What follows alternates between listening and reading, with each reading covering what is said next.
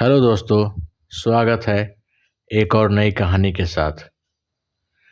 बहुत सालों पहले भारत में मगध नाम का एक राज्य था। वह राज्य बहुत ही संपन्न था। राज्य में एक सोनापुर नाम का गांव था, जहां के लोग अपना सारा काम दिन में किया करते थे। लेकिन रात होते ही सारे लोग अपने घर के अंदर चले जाते और कोई भी रात के समय अपने घरों से बाहर नहीं निकलता था। लोग ऐसा बस एक ही कारण से किया करते थे और वह था उंगलीमाल। उंगलीमाल बहुत ही खतरनाक डाकू था जो लोगों को लूटकर मार देता था। वह लोगों के बीच डर बनाए रखने के लिए मारे हुए व्यक्ति की उंगलियां काटकर उसका माला बनाकर पहनता था। उंगलीमाल मगध के एक गुफा में रहा करता था। वह जिस जंगल की गुफा में रहता था, लोग वहां से भी गुजरने से डरते थे, क्योंकि सबको उंगलीमाल से बहुत डर लगता था। एक दिन गौतम बुद्ध सोनापुर से गुजर रहे थे कि तभी उन्होंने लोगों को चिंतित देखा। लोगों को इस तरह से परेशान देखकर गौतम बुद्ध ने उन सबसे पूछा, क्या बात है, आप सब इतने डरे हुए क्यों हैं? ऐसे में लोगों ने महात्मा बुद्ध के सवालों का जवाब दिया। यहाँ एक डाकू उंगलीमाल का बुरा प्रकोप है। वह लोगों को लूटकर मार देता है और उनकी उंगलियों को काटकर उसका माला बनाकर पहन लेता है। इसलिए हमारे गांव के लोग बेहद डरे हुए हैं। अब आप ही बताइए कि हम क्या करें? अच्छा, ऐसी बात है तो फिर वह उंगलीमाल रहता कहाँ है? महात्मा बुद्ध ने लोगों से पूछा।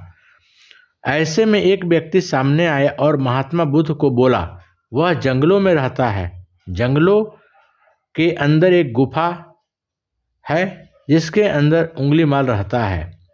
यह सब सुन लेने के बाद महात्मा बुद्ध उंगलीमाल से मिलने जंगल की ओर चल पड़े।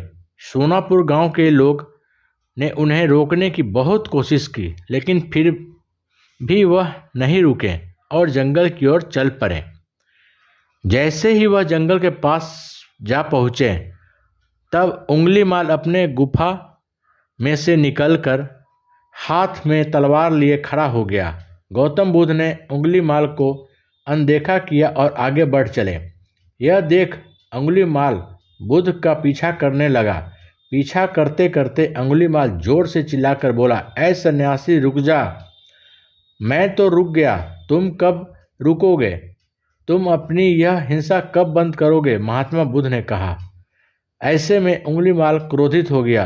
फिर उसने गौतम बुद्ध से कहा, सन्यासी, तुम मुझे जानता नहीं है। मैं इस राज्य का सबसे शक्तिशाली मनुष्य हूँ। मैं नहीं मानता कि तुम सबसे शक्तिशाली मनुष्य हो, गौतम बुद्ध ने कहा। यह सुनकर उंगलीमाल बोला, अच्छा, अगर ऐसी बात है तो तुम बताओ कि मैं ऐसा क्या करूं जिससे तुम मानोगे। तुम जाओ और उस पेड़ में से 10 पत्तियां तोड़ कर लाओ, महात्मा बुद्ध ने कहा। महात्मा बुद्ध के कहने पर उंगलीमाल ने वही किया। वह पेड़ के पास गया और उसमें से 10 पत्तियां तोड़ लाया।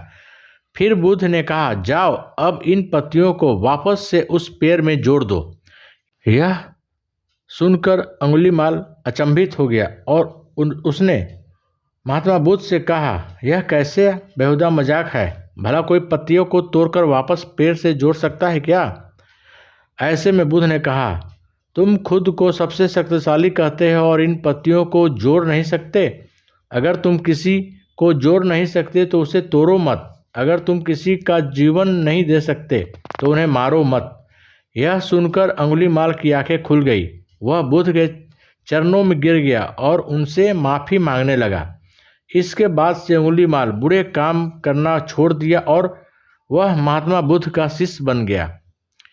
इस कहानी से हमें यह सीख मिलती है कि इंसान चाहे कितना भी बुरा हो, वह भी बदल सकता है।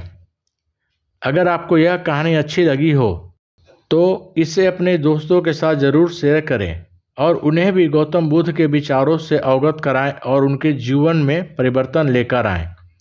धन्यवाद।